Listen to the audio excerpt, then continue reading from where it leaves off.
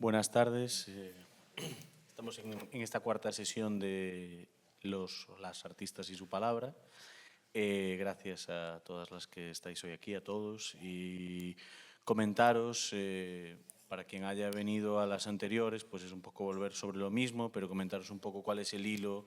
Es la tercera edición de estos encuentros y cuál es un poco el hilo que las articula, estas conversaciones. Yo le había puesto como subtítulo En otro tiempo, en otro lugar, y habla un poco pues casi de esa idea de volver a algo que ya ha ocurrido, ¿no? Casi como una suerte de déjà vu, ¿no? Que en algunos casos es real, como en esta mesa.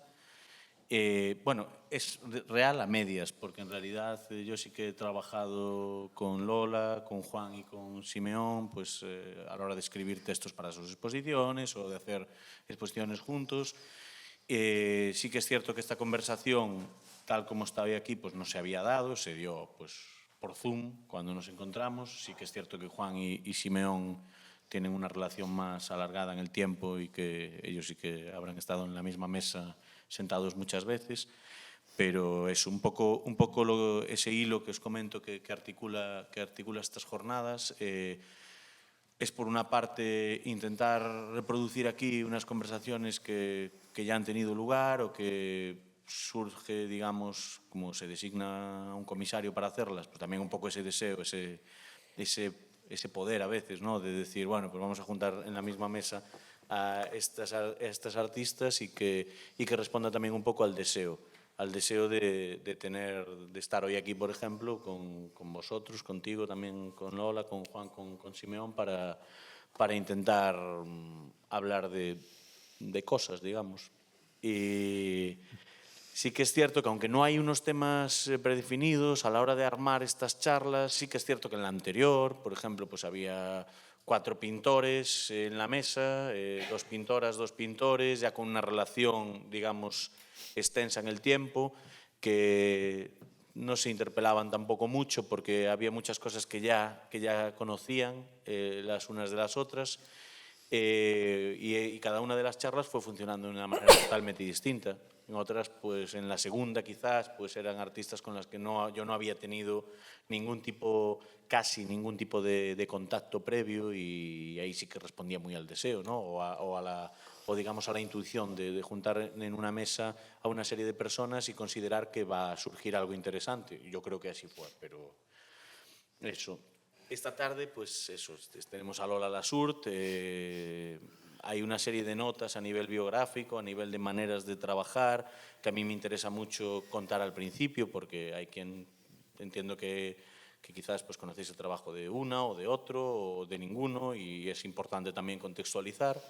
Y suelo leer también algunas de las partes, pues porque me parece muy pertinente. En el caso de Lola Lasurt, revisaba un poco las posibles explicaciones a su trabajo. Me encontraba con un breve texto que tú tienes en tu página web y que habla desde la primera persona un poco de tu manera de trabajar, y creo que lo cuentas especialmente bien. Yo que conozco un poco tu trabajo, de pronto pues como que lo entendía mejor, digamos. Dices algo así como que trabajo aspectos del destiempo, normalmente con el tiempo justo anterior al mío. Con las paradojas creo que eso es algo que ya ha ido cambiando, ¿no? Que ya trabajas con unos tiempos más amplios, incluso Últimamente a veces me voy más para atrás. Sí. con las paradojas de una época que tenía que suponer muchos cambios. Esquivo la doctrina histórica y llevo a cabo un análisis del pasado reciente como una empresa abierta y autocrítica, con proyectos que se formalizan a través de la instalación pictórica, el vídeo, trabajos editoriales y por medio de procesos colaborativos.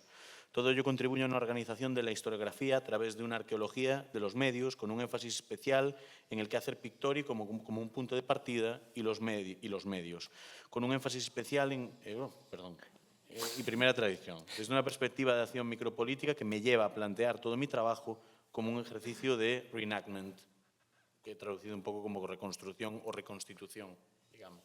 Sí, o recreación, o sí, no sé. Benjamin en algún momento habla de actualización. Sí, la traducción no es fácil. Así como el reenactment artístico se usa como mucho en el mundo anglosajón, ¿no?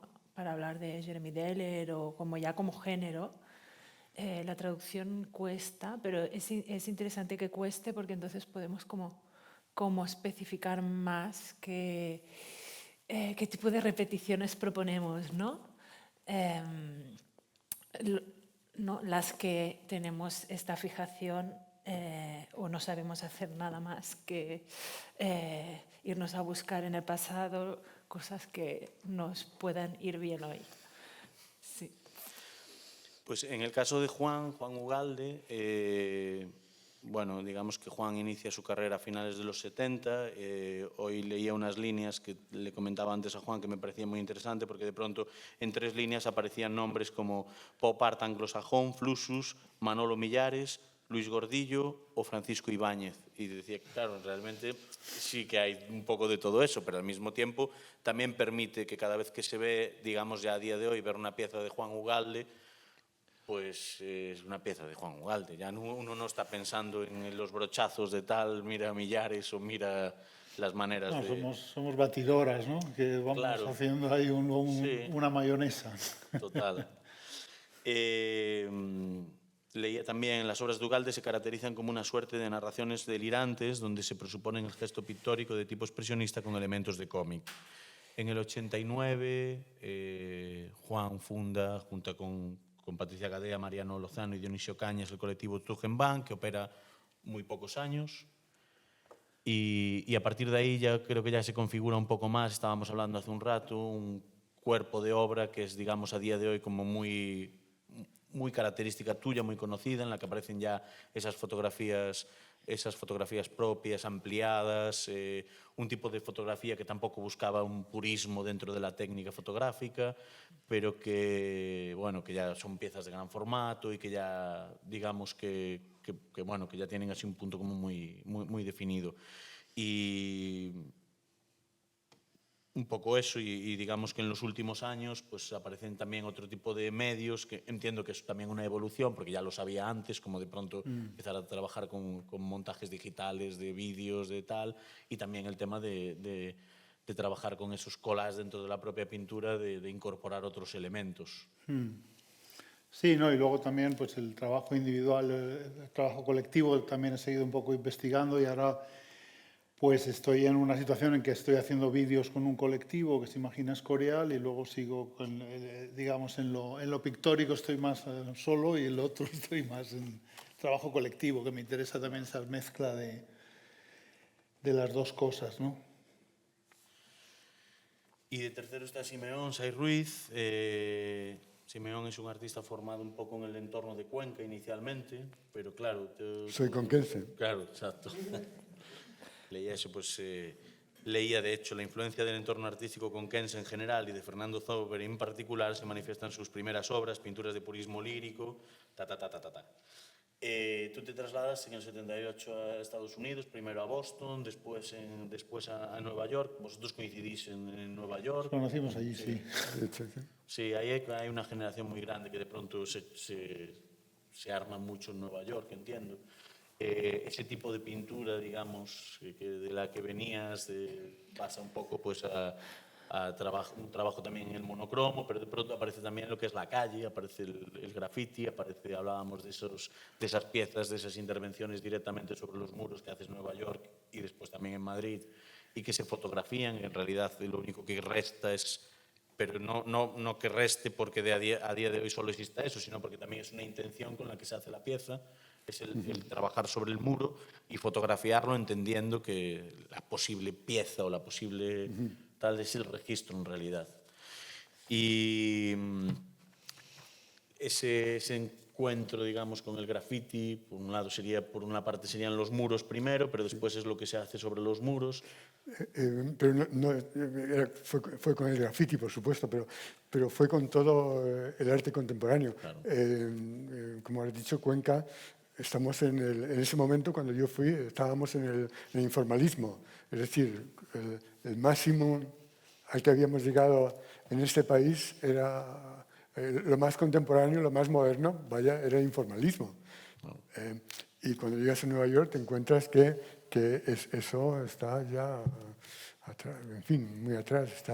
Está el minimal, está el pop, está el conceptual, Claro, funcionando, es encontrarse con un- ya institucionalizándose en ese momento, ¿no?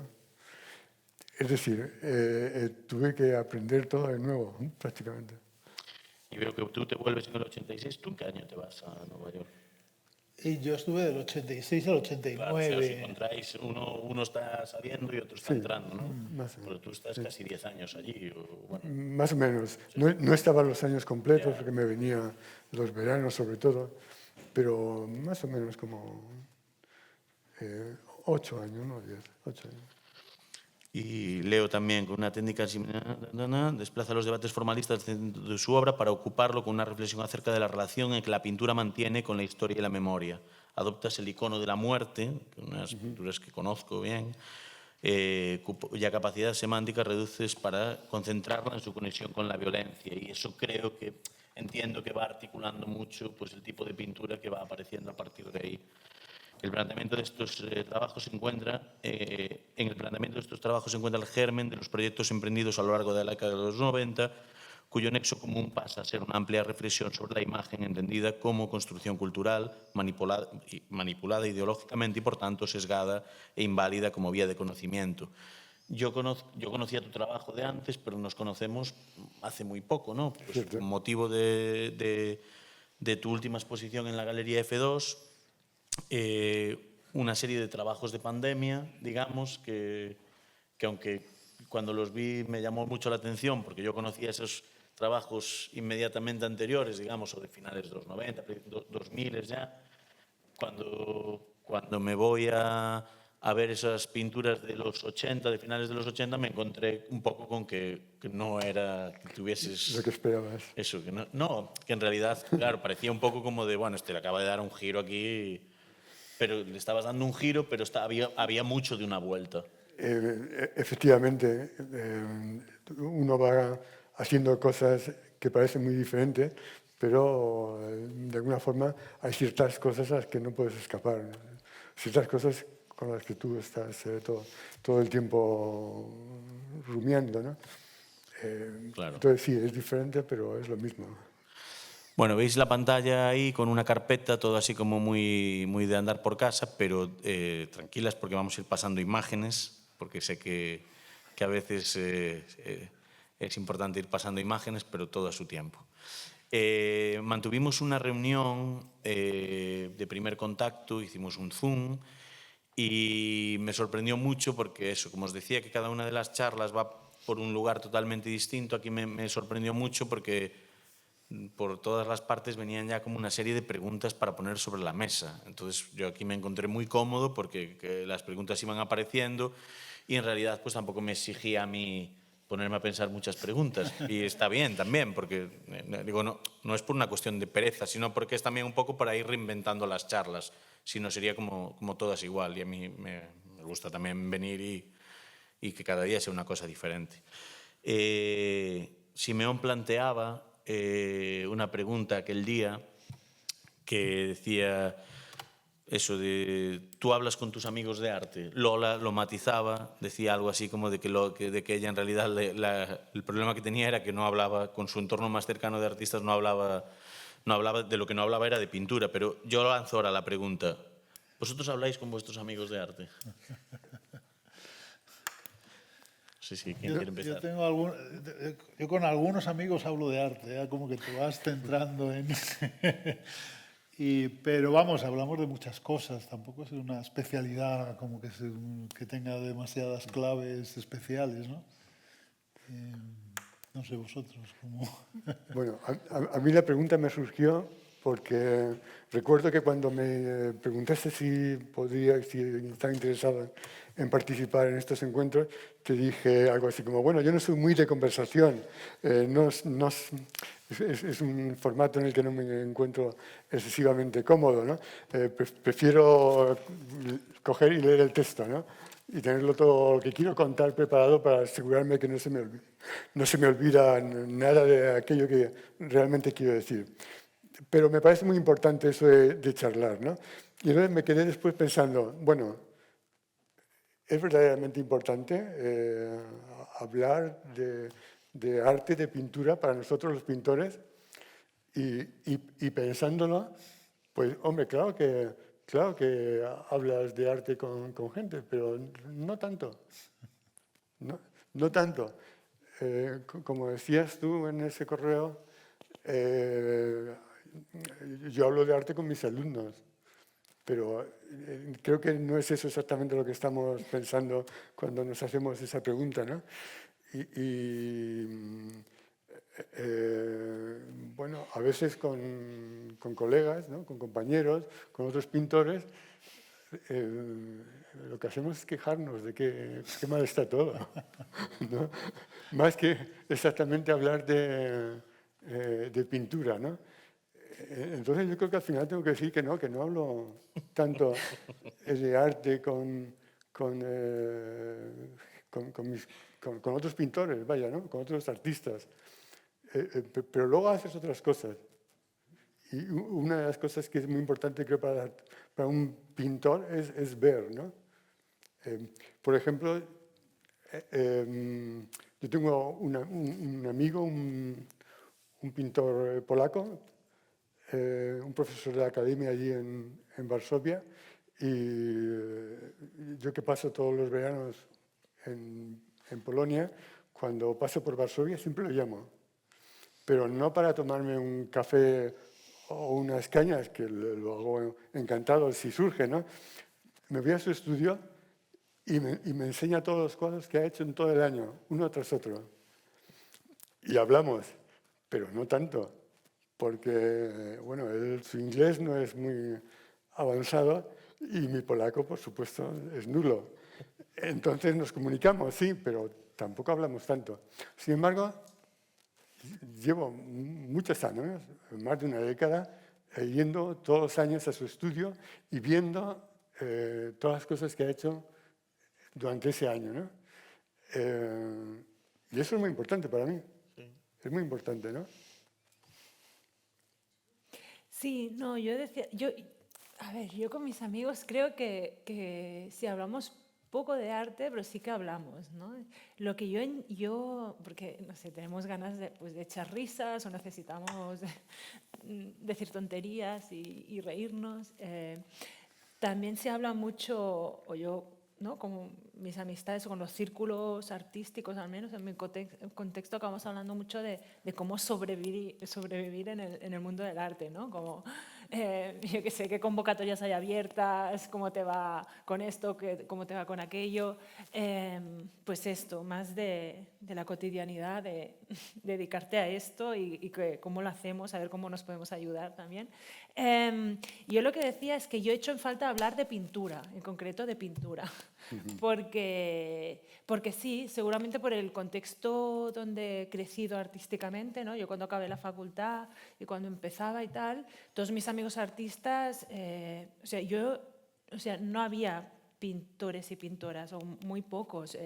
Había mucho trabajo neoconceptual, materialismos y tal, pero gente que pintara como yo, a partir de material de archivo fotográfico, que pintara como representación pictórica, ¿no? Figurativamente, no había nadie. Y no tenía esta interlocución, no había nadie, o no había nadie en mi entorno, yo no estaba en contacto con nadie, pero sí que es verdad que mi generación, pues había pocas pintoras. Y he hecho en falta hasta el día de hoy una interlocución, como un diálogo sobre pintura con alguien. Y con los comisarias que he trabajado, pues también me ha interesado muchísimo y aprendo muchísimo. Y es verdad que yo desde la pintura me gusta mucho saltar a todos los otros terrenos, ¿eh? Y esto se ve con mi trabajo. Tengo una relación compleja, bueno, creo que todos, ¿no? Con la pintura y con el medio, pero bueno, que sí que con los comisarios que he trabajado, pues seguramente no vienen del ámbito o de un conocimiento pictórico tampoco. Tú a lo mejor sí, un poco. A lo mejor tú eres el que más viene de un bagaje más, ¿no? Que tiene este bagaje, pero sí que he hecho en falta pues hablar de pintura totalmente. Y mis referentes de gente que pintaba a partir de material de archivo, ¿no? Que tenía esta necesidad de remitirse al pasado pictóricamente, mis referentes eran...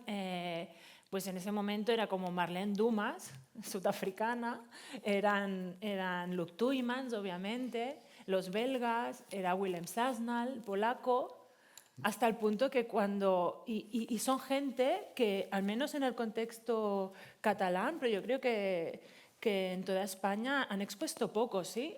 O sea, son gente muy consagrada, ¿no? Marlene Dumas, Luc Tuymans ya están como en...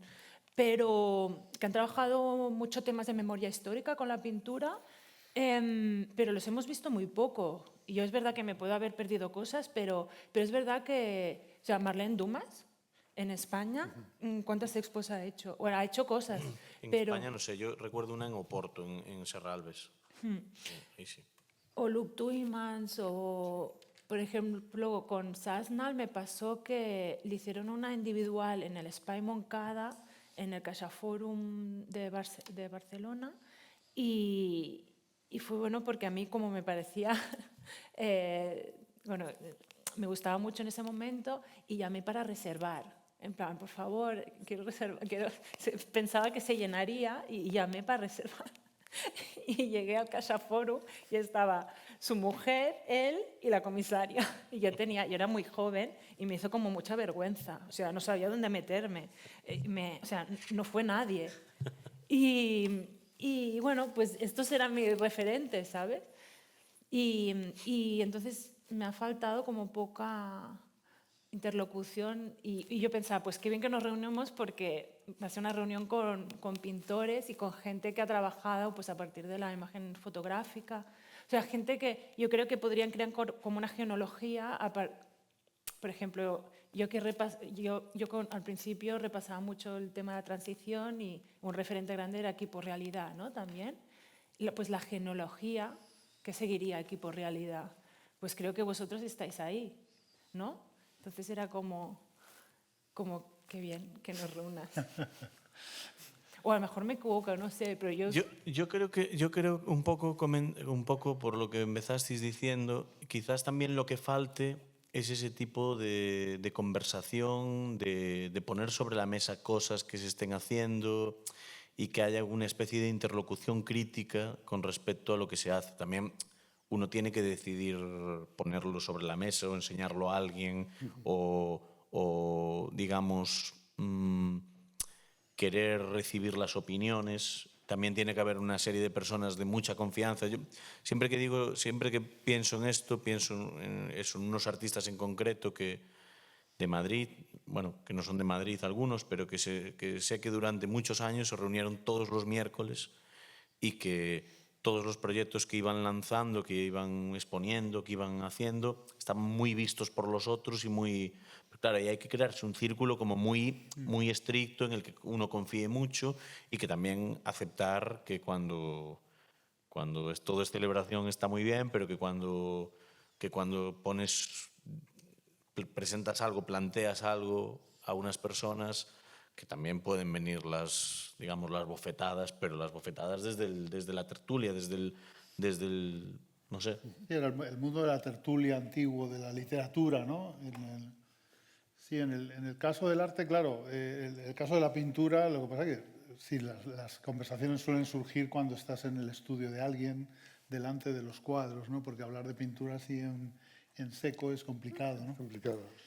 En el grupo este que tenemos en el Escorial, claro que también lo que hablamos, nos reunimos los lunes con unos vinos, con unos tal, y ahí estamos planeando cosas de vídeo en los que vamos haciendo cosas, claro, te vas conociendo y claro, la cosa va hilándose cada vez más, ¿no? Cuando no te conoces es más frío y pues un poco lo que hablábamos de las tertulias, claro, que de repente se hacía una tertulia en la que todos se conocían íntimamente lo que hacían constantemente, ¿no? Y eso quizá, pues claro, en la sociedad actual es más difícil a veces conseguir, ¿no? porque estás más, aunque estemos muy conectados, pero estás a otro nivel, ¿no? Entonces es difícil a veces como encontrar el interlocutor y encontrar la confianza y el compinchamiento, ¿no? El compinchamiento es importante también. Sí. Es verdad lo que dices, ¿eh? Que a lo mejor que para hablar de pintura tienes que estar delante de la pintura, que esto puede ser uno de los motivos. Sí. Hay que llevarse a la gente a los talleres, ¿no? Sí. No, parece ser que había una tradición de visitar talleres de pintores desde el siglo XIX hasta nuestros días, pero tengo que decir que yo no he conocido eso. Bueno, ahora se hacen estudios abiertos de vez en cuando en algunos Bueno, sitios. sí, hay estudios abiertos, sí, pero eso está muy organizado. Eso está... Bueno, pero que ahí también pueden surgir sí, conexiones. sí, cierto. Yo he de decir que siempre me ha gustado mucho ir a los talleres, que siempre me ha gustado mucho ir a los estudios y hablar allí de trabajo. Recuerdo que, por ejemplo, cuando empecé a trabajar, a irme a Brasil, con el paso de los años había un par de artistas amigos que le decían siempre que me presentaban, le decían a la gente, este se ha visto todos los estudios de Sao Paulo. Una barbaridad, porque hay tal cantidad de artistas que sería imposible. Pero entendía que no era muy habitual irse a los talleres de los artistas. Entonces, cuando alguno te escribía y te decía, después se corría la voz y te decía, oye, ¿te vienes a mi estudio? Y decías, vale, ¿dónde es? Claro, mirabas y estaba súper lejos. Y bueno, ahí ibas tú, te pillabas un medio de transporte, el que fuese, y te ibas allí, claro, y existía así como esa extrañeza, ¿no? El de, joder, acabo de escribir a este comisario español y se vino esta tarde y estuvimos 3 horas aquí en el estudio. Y creo que es interesante eso. Creo que el tema de que también falta mucho, digamos, por la parte del comisariado y de, bueno, entiendo que por todas partes, también por el galerismo, por las instituciones y tal, el también ofrecer la posibilidad de visitar, de no hacer reuniones con artistas siempre en nuestro terreno, ¿no? Quedamos en tal lugar y estas conversaciones surgen mucho de esa voluntad también de no solo de los talleres, sino también de los bares, del encuentro. Pero creo que también muchas veces falta eso. Entonces, a veces cuando nos vemos escribiendo sin haber visitado el estudio del artista, cuando tal, yo creo que eso es algo que se está haciendo mal. Yo lo entiendo un poco así. No creo tampoco que, si vosotros lo planteáis de esta manera, tenga un poco de relación con que se ha ido perdiendo quizás la falta de presencialidad en las cosas. Y esto no es una cuestión de la pandemia ni nada parecido. Esto ya ocurría antes. Digamos, el tema de las redes sociales, el tema de tal, ha hecho que perdamos mucho el... Yo creo que siempre es importante en el arte.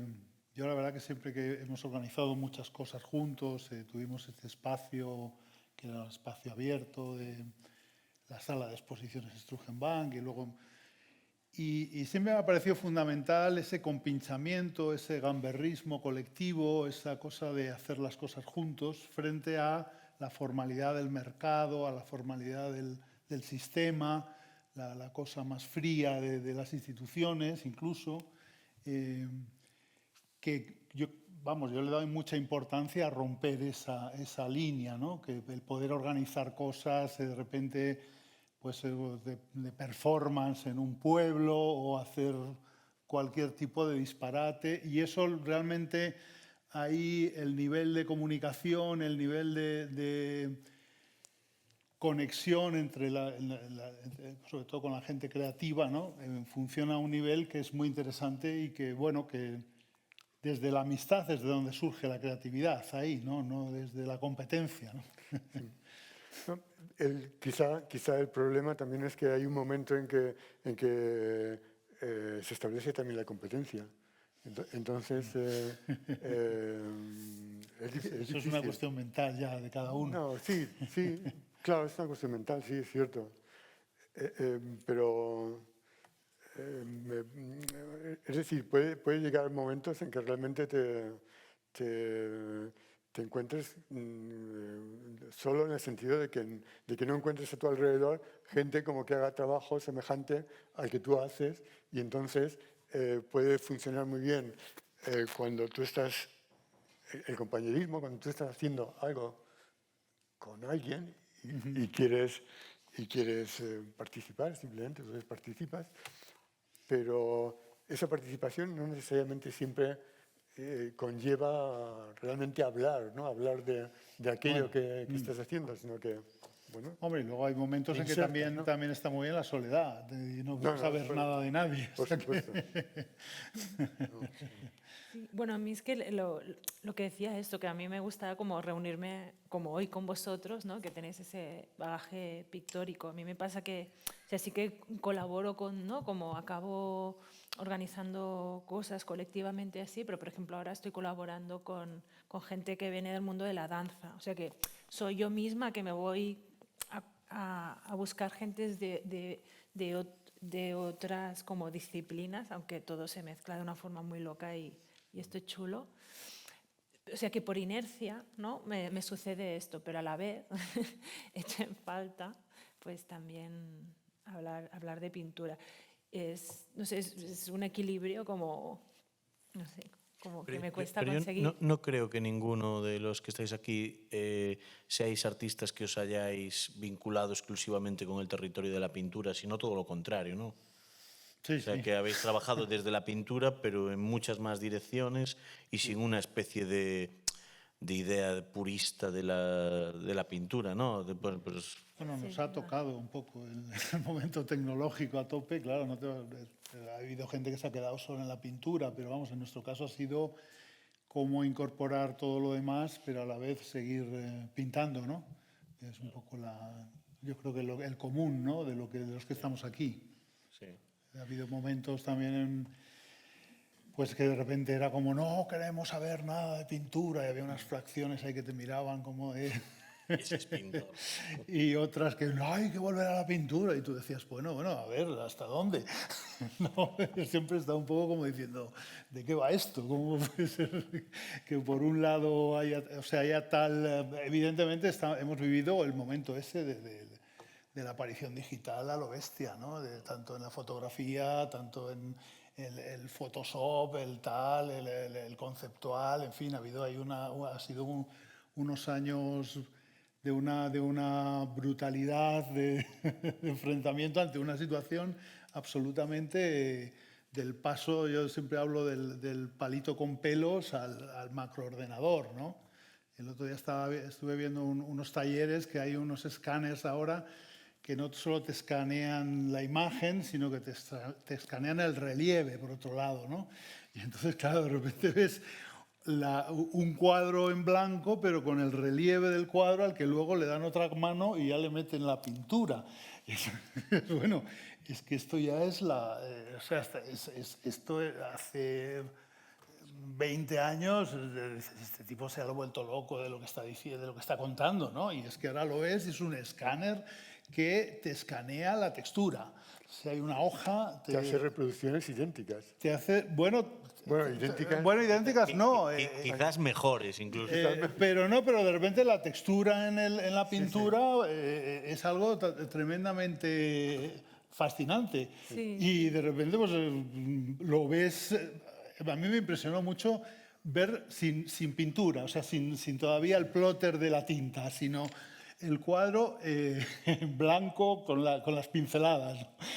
Que eran, Sí. Entonces, claro, es una dimensión ya tecnológica pues sorprendente, ¿no? Parece que son como dos escáneres distintos, uno de color y otro de textura, ¿no? Y de repente luego los juntan y queda una cosa brutal. Hay un vídeo estupendo de una conferencia, de estas conferencias que organiza el Museo del Prado. Está colgado en la página web del Museo del Prado. Y un señor de una compañía que hace ese trabajo para el Museo del Prado explicaba cómo hacen reproducciones para el Prado. Pero eso me plantea muchos problemas. Por ejemplo, porque al final de esta conferencia, que es muy interesante, os recomiendo que la busquéis y la veáis, al final contaban que Julian Schnabel, el pintor americano, había encargado a esta compañía hacer una reproducción de un cuadro de Velázquez, o de Goya, no me acuerdo ahora mismo, que él, Schnabel, había utilizado como fondo para hacer un cuadro suyo. Hasta ahí sin problema. Me parece fantástico. Pero claro, ya empiezas o sea, entras en las superproducciones. O sea, tú puedes pagarte una reproducción eso claro, de, yo qué sé, del 2 de mayo de Goya para luego tú hacer una intervención encima. Algunos artistas sí, la mayoría no. Sí, Schnabel puede ser. ¿Qué os parece si abrimos una serie de imágenes? Y vamos a empezar por Juan, porque creo que tienen menos orden. Pero no, porque bueno, en el resto de los casos, las de Lola le puse yo el orden, Simeón sí que me mandó un orden, no sé, las ponemos así tal cual y... Sí, yo como quieras. Ah, bueno, esta es de la exposición que... Voy a otras, no sé lo que tú me digas. No, esta es de la retrospectiva esta que he hecho en León ahora, en el Musac. Y bueno, pues la idea fue un poco mezclar, eran por décadas, pero mezclar cosas de distintas épocas. Y bueno, es un poco la parte, digamos, más de los 80. Había incluso algunos cuadros de Strugenbank. Y la otra parte más fotográfica también. Y bueno, también esta serie de retratos que hice en Nueva York, sí. Bueno, es una imagen de la exposición del museo, ¿no? Hay otra por aquí que aparecerá. Esto es del grupo este que estamos haciendo vídeo. Era para un vídeo que era La nave de los locos y bueno, pues es una forma de collage con amigos haciendo disparates, ¿no? Y es un poco dentro del trabajo colectivo que estoy haciendo ahora, pues es un poco lo que estamos... Quería un poco enseñarlo, porque como decías, ¿qué estás haciendo ahora? Exacto. Pues bueno, este ya... Sí, es un poco a partir de esa pregunta. Este ya es un poco, es un vídeo acabado, ahora estamos con otro vídeo, ahora estamos con un vídeo sobre la inteligencia artificial y el metaverso, pero bueno, este era sobre la nave de los locos, la idea de la locura colectiva del siglo XXI, ¿no? Jugando también con la pintura clásica, ¿no? Esta es otra imagen, mira, está por ahí también Ana, que sale ahí en la esquina. Sí, de la nave de los locos, sí. Esta es otra visión del Musac, que exponía vídeo, pintura y luego algunos dibujos también. Este es uno de los últimos cuadros, fue un poco ya homenaje con Ibáñez, que murió el año pasado. Y este era con una foto de un tío abuelo mío del País Vasco y que normalmente he trabajado con fotos mías, pero en algunos casos pues he trabajado y con él quiero hacer ahora una serie, estoy un poco empezándola. Es una foto suya. No, son fotos de un tío, Sí, y era de los primeros fotos a color de los años 50 y son fotos de San Sebastián sobre todo. Y bueno, ahora quiero hacer una serie sobre los vascos, así que va a ser un poco disparatada y estoy pensando, voy a trabajar con esa serie de fotos, ¿no? Aquí estaría esta. Y esta es otra foto, pues también usando fotos de carnavales, ¿no? Siempre, el tema del carnaval veo que es algo que no sé por qué, pero siempre me ha interesado. En lo que estamos haciendo ahora de vídeo también hay una cosa del disfraz constantemente. Y bueno, pues luego mezclado con temas de cambio climático y con estas cosas, ¿no? Que yo mezclo constantemente. Vamos a abrir unas de Lola. Lola, yo hice esta selección, tú ya... Porque, bueno, me apetecía también ver un poco los diferentes lugares a los que se va llevando, digamos, si partimos de una conversación de pintura, pero en realidad todos esos lugares a los que va llevando, porque es que en realidad tampoco es una conversación sobre pintura, digo, pero entender un poco, porque después sí que estaría bien adentrarse en la idea de la figuración, pero antes de nada entender un poco cada una de estas imágenes. A ver, me cuesta explicar esta imagen rápido, como que tiene una historia larga detrás. Después están las pinturas y... Encima es un trabajo del 2015, sí. Es un proyecto como con varias partes, así complejo, pero bueno, Explicado fácil, era la recreación de un partido de fútbol que se hizo en el 76 en Bruselas, organizado por el Club Federico García Lorca, que era un club que se había hecho en Bruselas, con exiliados tanto económicos como políticos españoles, como en Bruselas, ¿sí? Y ahí, en el marco de una fiesta anual que hacían cada año, el barman del club tuvo la genial idea de organizar un partido entre mujeres casadas contra mujeres solteras en el 76. Y en el marco de la fiesta anual del club, que en ese momento estaba muy ligado al Partido Comunista Español.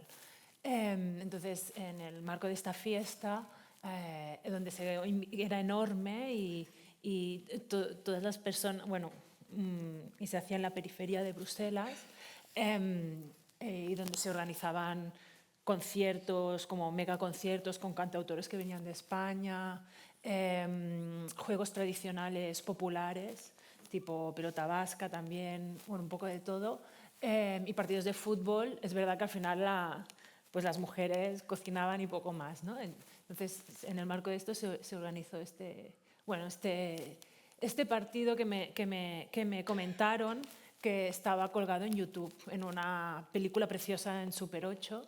Y yo en ese momento me pidieron formar parte de una especie de exposición ambulante. No, de hecho me pidieron, claro, pasa que me pidieron un vídeo que rescatara la memoria del club, ¿no? O algo así. Y estos vídeos se pasaban en una camioneta en la plaza de Anasens, que es donde estaba el Club Federico García Lorca.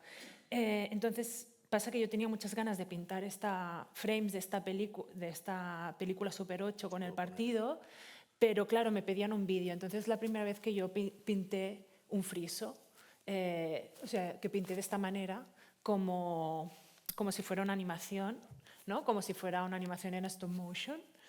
Y este friso, y bueno, que corté el rollo de tela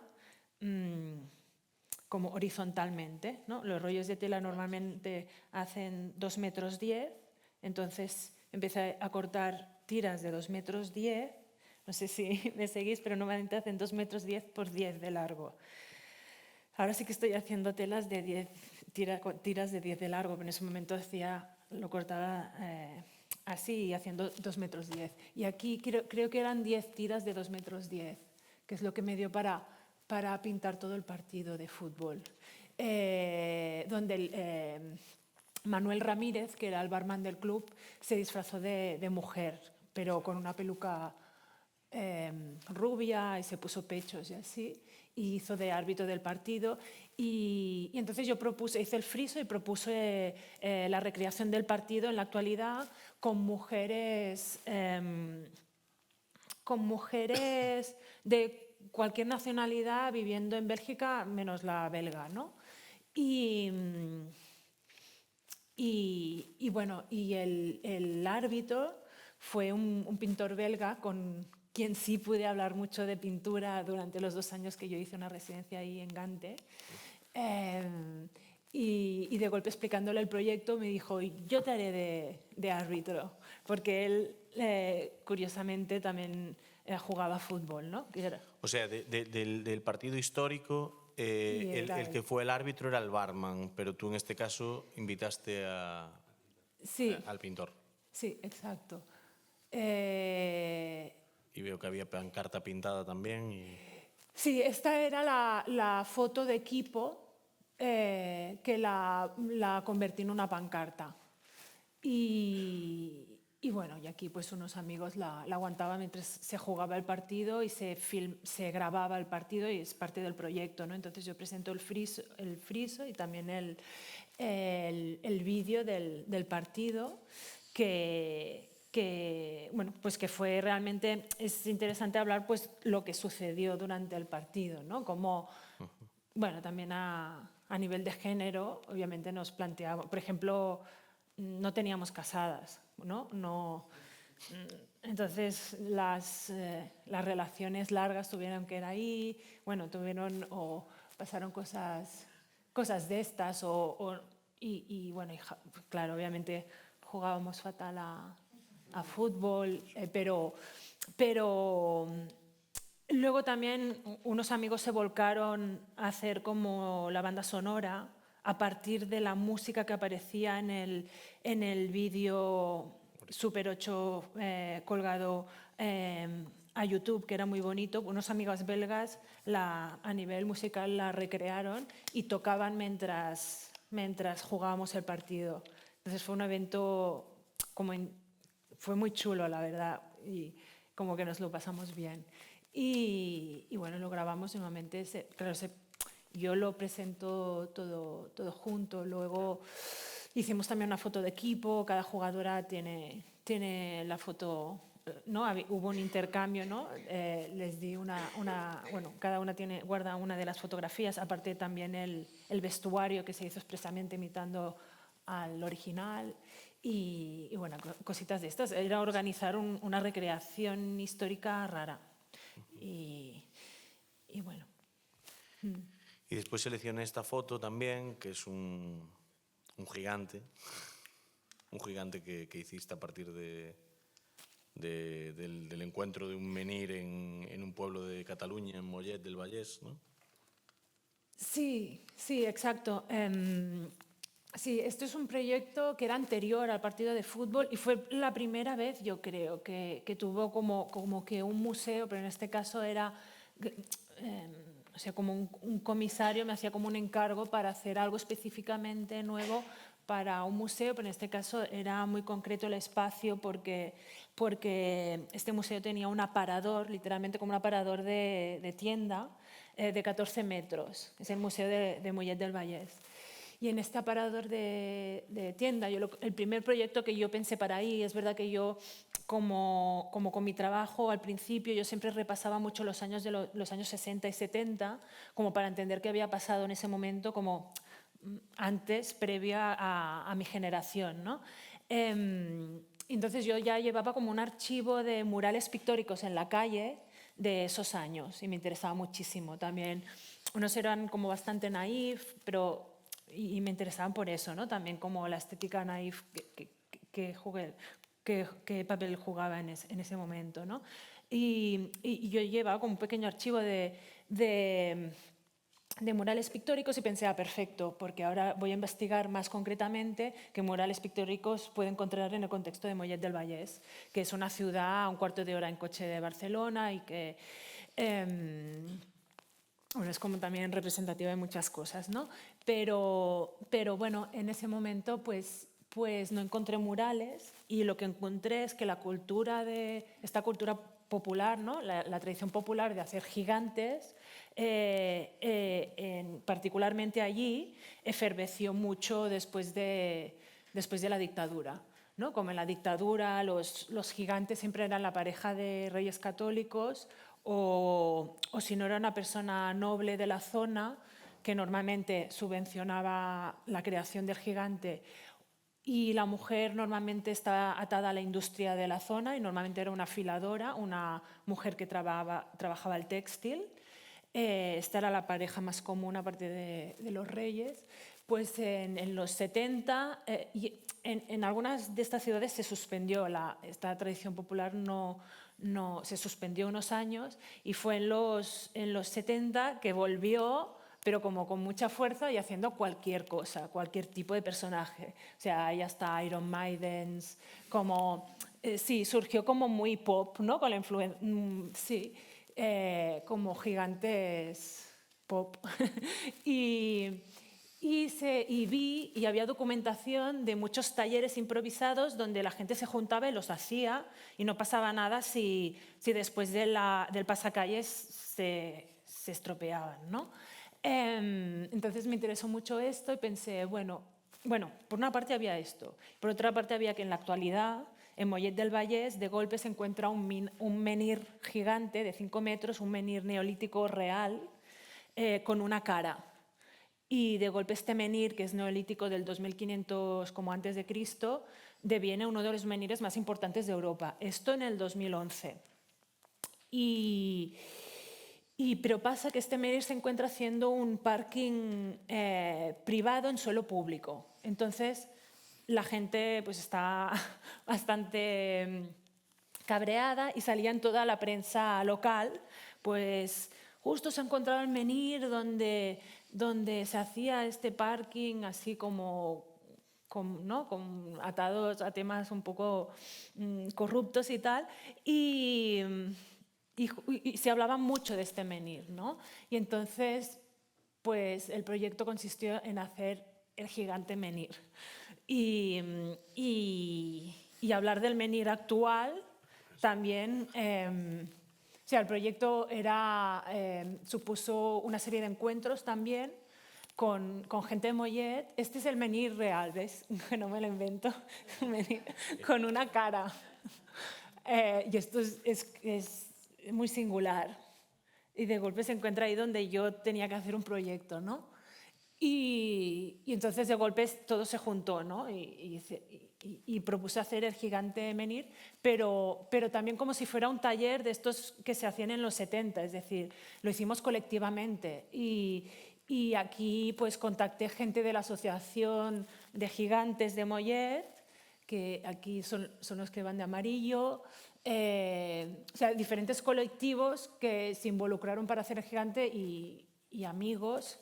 Por ejemplo, tenía algún amigo de Bellas Artes que era de Mollet y una asociación autogestionada que estaba muy cultural de gente joven que estaba muy cerca del museo, pero nunca iban al museo.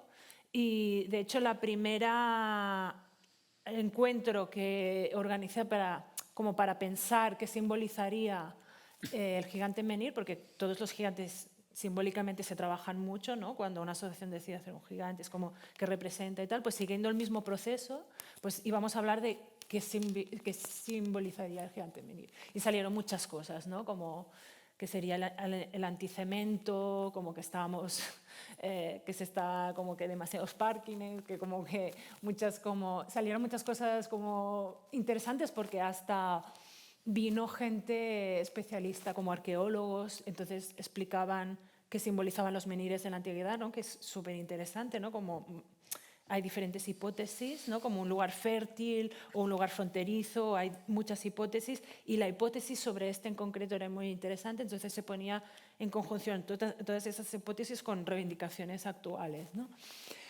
Y bueno, y aquí está, pues era un poco esto. Y esta foto fue casi un momento del pasacalles que llegamos a la Plaza Mayor y como normalmente ya la asociación hacía ahí la fotografía, pues paramos para hacerla.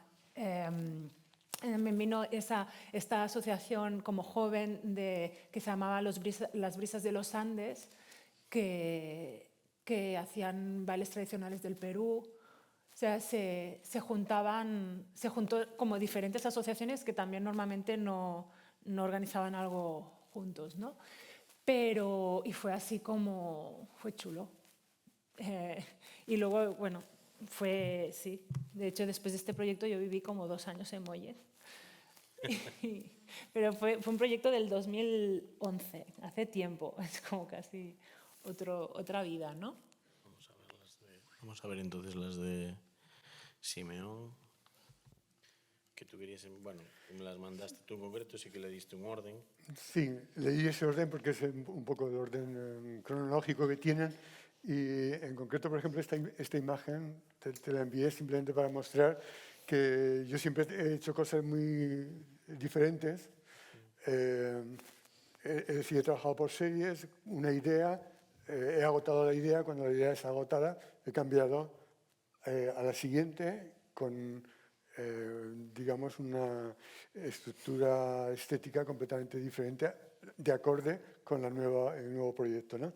Entonces, bueno, este es a la vuelta de Nueva York, un poco buscando la manera de... Porque claro, como hemos dicho antes, la época en que yo estuve en Nueva York es el principio de los 80. Fue la reintroducción de de la figuración. Yo fui allí como un pintor abstracto, si quieres, y tuve que volver como un pintor figurativo, porque era el momento, ¿no? Entonces, estaba buscando maneras de introducir imágenes figurativas en la pintura, pero que de alguna forma se refiriesen a la realidad de una forma, ¿cómo decirlo?, verídica. Son sombras, y independientemente del valor psicológico que el concepto de sombra pueda tener, es una imagen indesical. Por lo tanto, esa imagen representa a una persona concreta y exacta, por así decirlo. Bueno, pues hice un conjunto de cuadros con esa idea, ¿no?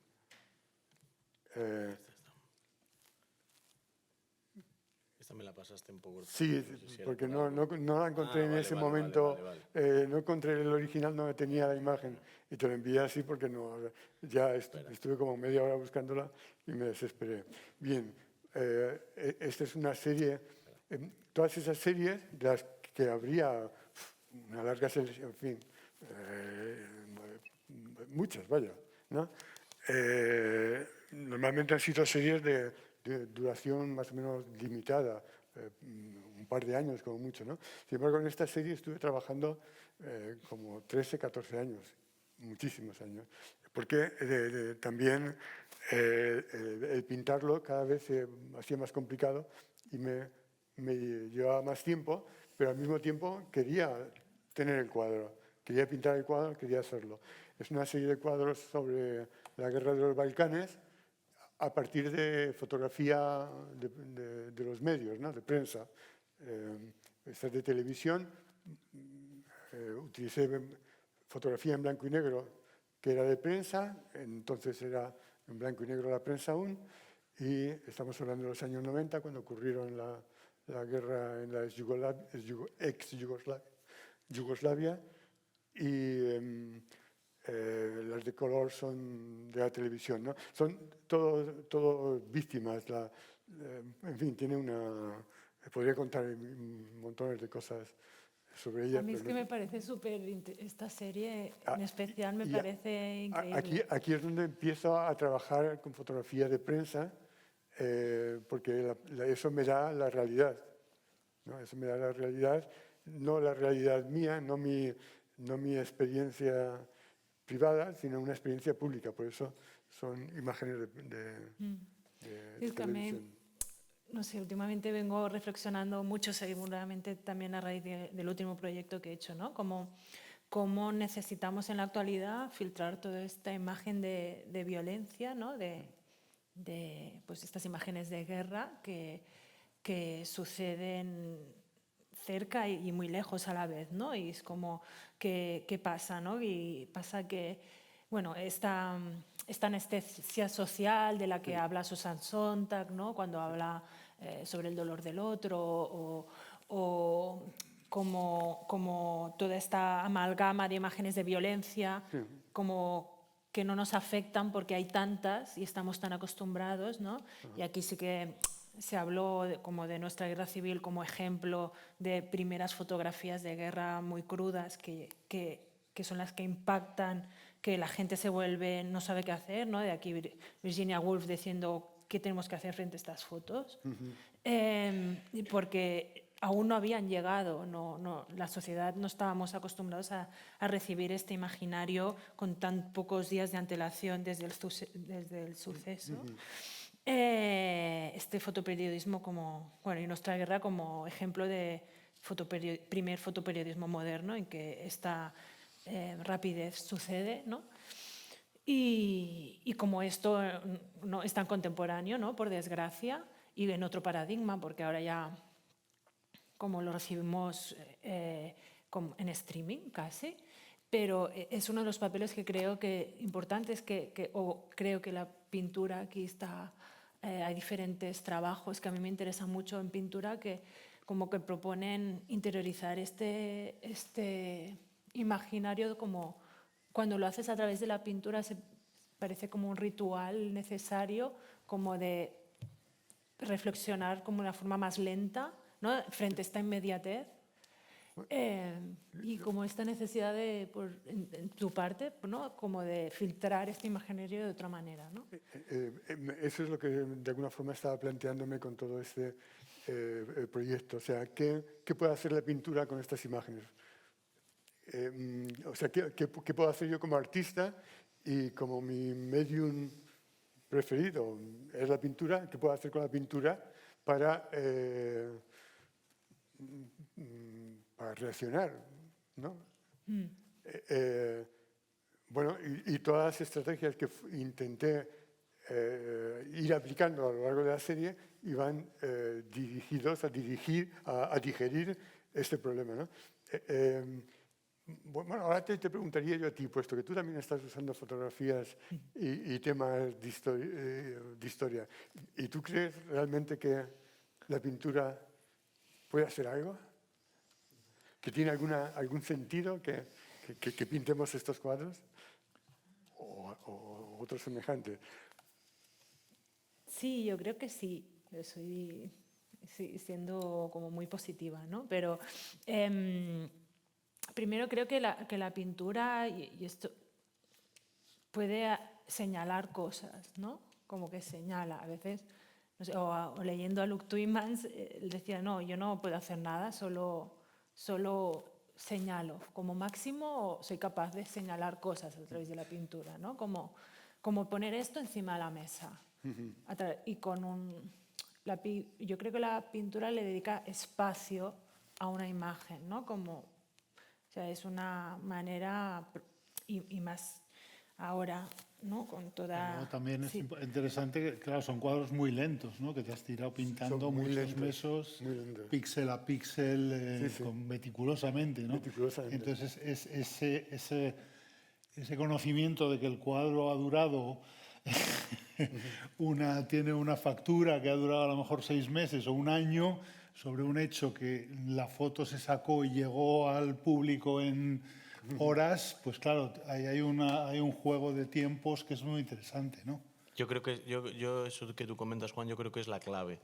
Es decir, lo que la pintura puede hacer en ese caso es como si nos fuésemos a esa pregunta que también habíamos pensado, la de si se obsoleta la representación pictórica, mimética, pero en realidad yo creo que ahí lo que existe es una especie de monumentalización de la imagen, darle como una especie de entidad que los medios y la rapidez con la que los medios la va poniendo y la va tapando con una y con otra y con otra y con otra, es como paralizarla y darle como una especie de una autonomía distinta, que tú necesitas pues X meses de mucho trabajo sobre esa imagen para pintarla y para casi como dejar claro que no es solo una imagen más, sino que es... Sí, pero eso es una parte muy importante.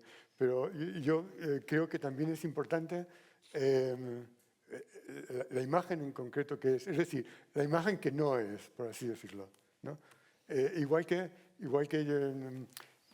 ahí es esa imagen es de una acumulación de cadáveres, pero tú no ves realmente ningún cadáver, ¿no?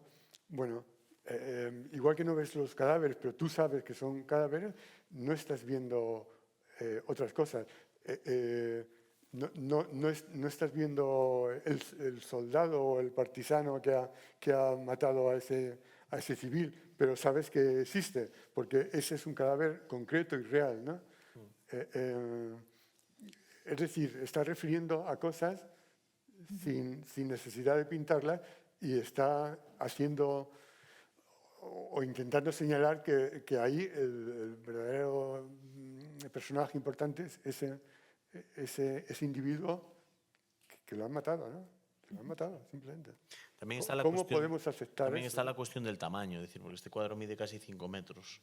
Sí, Y está el tema de elegir las imágenes. Por ejemplo, si pienso en las imágenes de Juan, esas imágenes pienso en una pieza en concreto, que es ese coche en un descampado, ahí casi nos podríamos ir un poco a lo contrario, ¿no? A pensar en un tipo de imagen que, o sea, hay una decisión de poner esa y no poner otra, pero tiene un componente quizás más anecdótico, ¿no? De que a ti te interesa por otros motivos la imagen esa, ¿no?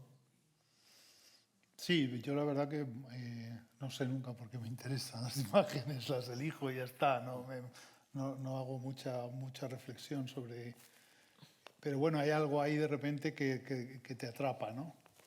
Yo también pienso mucho en esas imágenes que tú continúas, que tú de pronto colocas una imagen en una pieza, en una pintura, o sea, colocas una imagen y de pronto se empieza la pintura a partir de esa imagen y es casi como una recomposición de eso, en la que aparecen casi, entra un poco ya también ese delirio, ¿no? de incorporarle cosas, como si de pronto fuese un paisaje de los Alpes y le metes una playa ya con... No, esa cosa como de... Sí, esto ahora, claro, también con la inteligencia artificial llevada al Photoshop, ¿no? Que ha aparecido ya y de repente, claro, tú le das una imagen y te dices prolóngala para un lado y te inventa ahí una historia y te empieza a... Digo, joder, esto es lo mismo que hacía yo, pero hace 30 años lo hacía con la pintura, agrandando fotos a mano, ¿no? Y ahora ya es que lo pones y le das y te empiezan a dar posibilidades de prolongaciones que le puedes incluso decir en una cosa gótica o le puedes decir en una cosa lo que quieras, ¿no? Entonces sí, este juego ahora con la inteligencia artificial la verdad que es fascinante, ¿no? En el sentido referido al arte, ¿no? Porque es como multiplicar las posibilidades de una manera también alucinante, ¿no? Entonces, bueno, a ver en qué acaba todo esto, ¿no? Estamos en un momento realmente crítico del ser humano frente a la inteligencia, ¿no? Y con toda esta velocidad que hablábamos de la imagen, que sacan al tipo y ya la tienes en el periódico de la mañana para tomártela mientras tomas el desayuno, ¿no? Claro, todo esto de repente ha sido en tan poco tiempo, ¿no? En 40, 50 años ha sido tal revolución, ¿no? Que, bueno, yo creo que estamos un poco como viendo a ver qué hacemos, ¿no? Con todo esto, porque realmente hemos pasado de la prehistoria en muy poco tiempo a... A mí luego me interesa mucho el tema, claro, claro, qué pasa con la cultura, qué pasa con el arte, qué pasa con la civilización en el momento que hemos descubierto también muy recientemente que es una civilización harakiri, ¿no? Que es una civilización que va hacia el... Digamos, hablábamos el otro día del tema de las vanguardias, cómo estaba evolucionando, qué sentido tienen las vanguardias. Claro, íbamos como en un sentido de progreso y de cosa y tal, y claro, de repente en el 2000, en el cambio de siglo, nos enteramos de que esto se va a la mierda porque nos lo estamos cargando, nos estamos autosuicidando, ¿no? Me gusta la cosa de la sociedad harakiri, ¿no? Entonces, claro, ¿cómo cambia el concepto de vanguardia ante el tirarte por... más aún cuando ves que la inercia nos lleva a que no podamos parar. O sea, aun sabiendo que va a pasar, aunque todos los países dicen y los presidentes se rasgan las vestiduras diciendo yo voy a parar esto, todos sabemos también que la inercia de la sociedad en la que estamos es una sociedad que se O sea, entonces, ¿qué sentido tiene cualquier concepto de cultura, civilización, arte dentro de estos parámetros que son de hace... Vamos, te quiero decir, las películas de Al Gore pues fue el 2006, aquel libro de Esto cambia todo de Naomi Klein era del 2012 o no sé qué año era, pero vamos, que todo es muy reciente, ¿no? Ya la confirmación de que, en fin, que esta situación es... entonces, yo pienso que esto dentro en el mundo de la pintura es una de las reflexiones que deberían estar en el centro de la mesa, ¿no? Como forma de ver cómo actuamos ante esto, ¿no? Pasamos a otra. Sí. Sí, es un poco esa idea del futuro como promesa y de pronto el futuro como muro, con el que vamos a una velocidad excesiva y que está... Bueno, pero nos vamos a amargar hoy. Bueno, esta es otra imagen de la misma serie, simplemente de una exposición. Podemos pasar a la siguiente, ¿no? Vale, cuando cuando terminé de hacer esos cuadros, porque un día ya dije, no puedo más, no porque mi archivo no tenía más imágenes que Que había muchas. sí, que eran pintables y que hubiesen funcionado muy bien, pero dije, no puedo más, ¿no? Y lo paré. Bueno, estuve haciendo varias cosas, tal. Y, entre otras cosas, empecé a hacer, también utilizando imágenes de prensa, pero con otro tratamiento diferente, para no confundir, ¿no? Para no crear ambigüedades entre series, y también sobre imágenes de sucesos dramáticos, pero no del suceso, sino del día después, ¿no? La vida sigue el día después. Las bombas que hubo en París, por ejemplo, o por toda Francia, ¿no? Pues algunas imágenes de prensa del día siguiente, una familia pasando por la calle donde estaba el restaurante donde habían hecho los asesinatos, ¿no? Bien, bueno, pues otra imagen es esta. Esta imagen es de el primer fin de semana en que pudimos salir a la calle después del confinamiento, ¿no? Bueno, también el día después, ¿no? Todo el mundo en la calle, paseando, encantado de salir por la calle. Los medios también jugaban a decir que se concentraba mucho la gente, ¿no? Que no tenían cuidado. Bueno, en cualquier caso, esta imagen. Pero con esta imagen tuve un evento, me ocurrió un hecho que me obligó a pensar cómo seguir con la pintura, prácticamente, ¿no? Cómo seguir con la pintura, puesto que me quitaba la forma de trabajar usando imagen de prensa. Y es que, bueno, aquí, en esas imágenes, junto a la imagen, junto a la fotografía, reproducía parte del pie de foto. Ese pie de foto es lo que al espectador le indica que esa imagen no es una imagen que yo he tomado, sino es una imagen que está sacada de un medio público, ¿no? Que es una imagen pública. Eso es lo que me interesaba. Bueno, en esta en concreto aparece el nombre del fotógrafo. A mí me pareció que era una buena forma de reconocer el trabajo del fotógrafo que había hecho. De Chema Barroso. Exactamente, de Chema Barroso. Bien, bueno, este cuadro se cuelga en la pared de la Galería de Narco, y el día de la inauguración, cuando llego al stand, me dicen, están llamándote de dirección de Arco diciendo que hay un medio de comunicación preguntando que cómo es que hemos colgado una foto de un fotógrafo suyo sin permiso. Por favor, ponte en contacto con ellos. En fin, bueno, me puse en contacto con ellos. Efectivamente, ¿cómo es que te has atrevido? Bueno, no usaban esa palabra, pero venían a decir eso, ¿cómo es que has puesto? Ellos decían, esa foto de un fotógrafo nuestro. Yo puse un cuadro, no una foto, obviamente, ¿no? Y, bueno, al final querían una participación en la venta del cuadro, digamos, a un acuerdo tras una negociación. No voy a decir que fue, una negociación y ya está, ahí quedó, ¿no? Pero claro, eso a mí me hizo saltar todas las alarmas, porque yo no soy un pintor que tenga, digamos, un negocio pictórico que me permita enfrentarme a demandas judiciales cuyo resultado puede ser inesperado, porque vete tú a saber lo que puede pensar un juez del apropiacionismo, ¿no? Y bueno, dije, bueno, pues las imágenes tienen dueño, pues tienen dueño.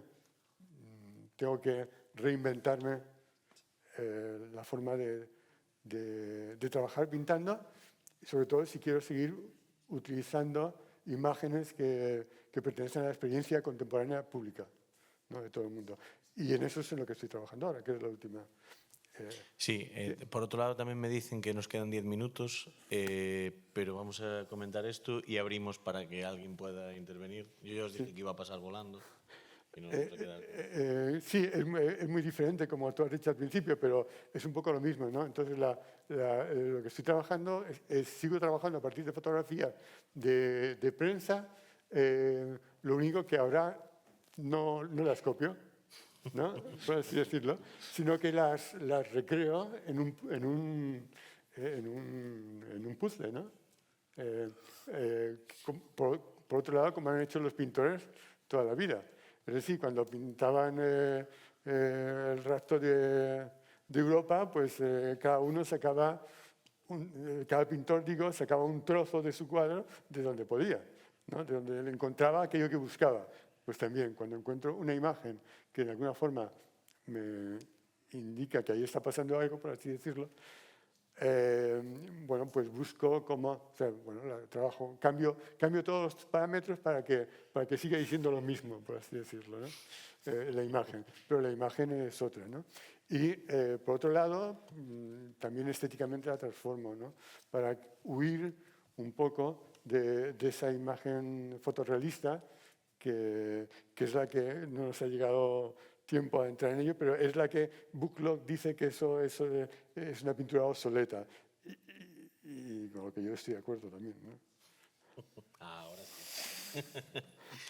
Bueno, tu última imagen era esta, pero si os parece bien, abrimos también el turno para quien quiera preguntar, quien quiera aportar algo, preguntar algo, pues que lo comente y nosotros también seguimos comentándola. No sé si alguien quiere por aquí.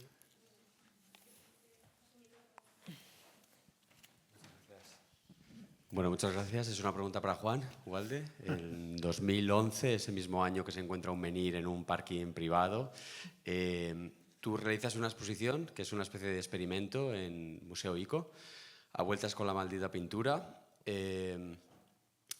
Intenta hacer memoria, recordarnos cuáles serán como las tesis que acaban desembocando en una exposición que es a vueltas con la maldita pintura, que ya de por sí tiene un título como despectivo de maldita pintura, ¿no? Ya ¿por qué seleccionas esos tres artistas y no otros? ¿Qué querías investigar con esa exposición?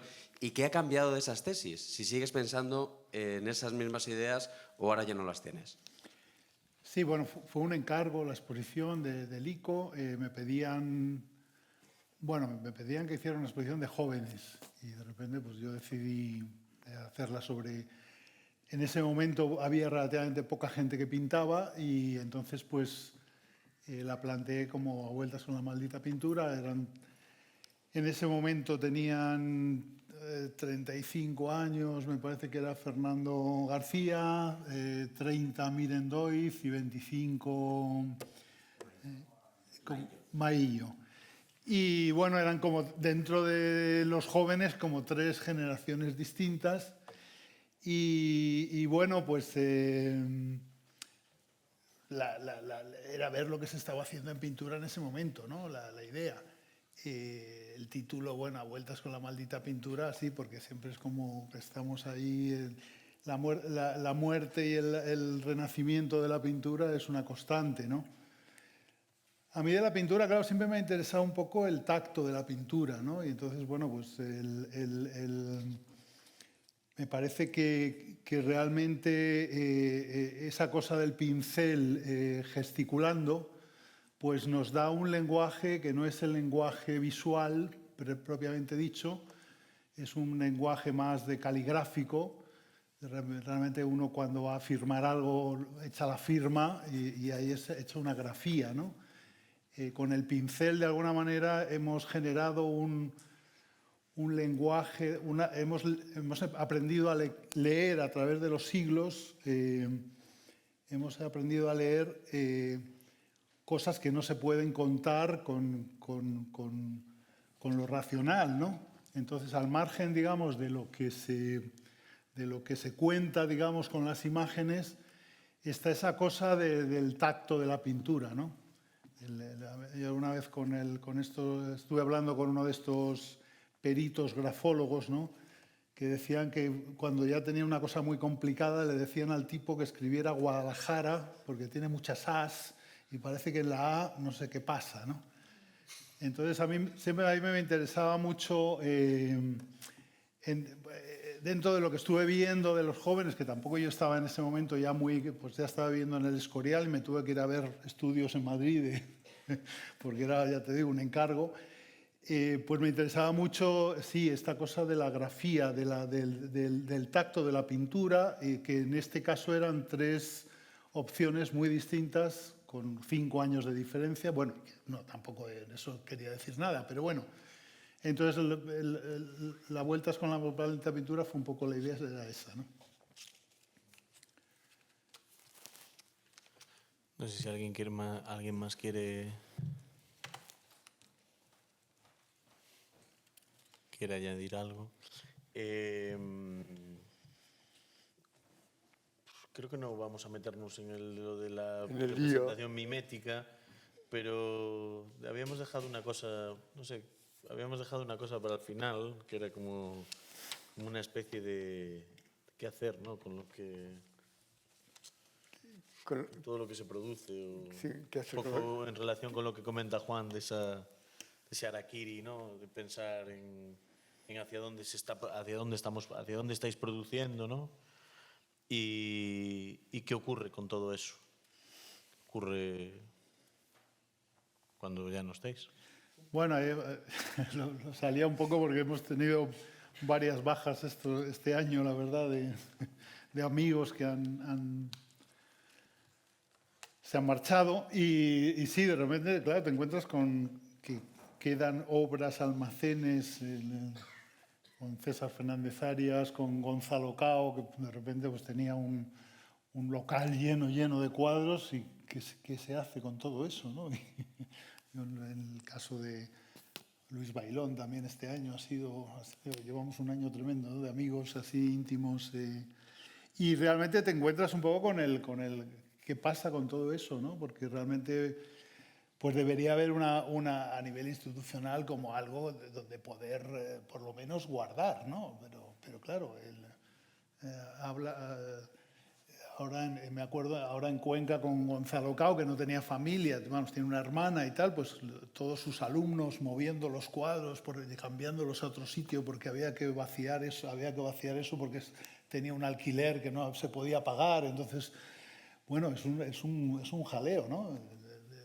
Realmente sería interesante a lo mejor pensar en incinerar la obra junto con el artista, ¿no? Como fórmula de higiene. O montar unos museos o unos contenedores donde se pueda guardar cosas, ¿no? Hombre, no estamos hablando tampoco de aficionados, ¿no? Estamos hablando de gente que ha estado trabajando con obra muy interesante y que han producido mucha obra, ¿no? Entonces, bueno, pues... Lo cierto es que hay un cierto tipo de artista contemporáneo que ha solucionado ese problema. John Cage, por ejemplo. Bueno, tiene toda su obra, pero no necesita esos espacios para conservarlo, ¿no? Pero el pintor está vendido. ¿Qué puede hacer, ¿no? El pintor? ¿Qué puede hacer? ¿No pintar? Bueno, el escultor ya ni te cuento. El escultor es que ni me lo imagino. O sea, no quiero ni pensar en ello. Sí, pero hay mucho escultor que podría dejar una serie de planos y decir, bueno, id haciéndolas según a demanda. Bueno, sí, y se producen de esta manera y tal y cual. Claro, un tipo de escultura. También con un tipo de pintura podría ocurrir. Sí, también. Le dais una capa a esto, a una pieza de 150 por 200. Se guardan los escaneados de la textura, claro, y que la reproduces para... Bueno, quizá ese es el futuro, ¿eh? Tú lo has mencionado, pero quizá no haya más remedio, ciertamente. Porque quizá la pintura no está obsoleta para nada, pero los bastidores sí. O sea, a mí me pasa que me he tenido que sacar o sea, desarrollé una fobia al bastidor, ¿no? Como objeto que me paralizaba en la vida. Y y curiosamente los frisos me dan por enrollarlo todo y tener muchas pinturas en un rollo así, ¿no? Aunque igualmente acumulo, ¿eh? Pero hay un momento que no puedes evitar, cierto tipo de pintor no puede evitar el bastidor. Sí, verdad. Es decir, igual que la arruga puede ser bella para ciertos cuadros, para otros es mortal. Sí, de hecho, Lola, los últimos son en bastidor. Sí, sí, es verdad, he hecho algunos en bastidor. Luego hay bastidor y Porque me bastidores. remito a la pintura, bueno, en comisariado pictórico en que pinto pinturas de otros, ¿no? Pero, bueno, que sí, que hasta el momento es la mejor manera de tensar, pero bueno.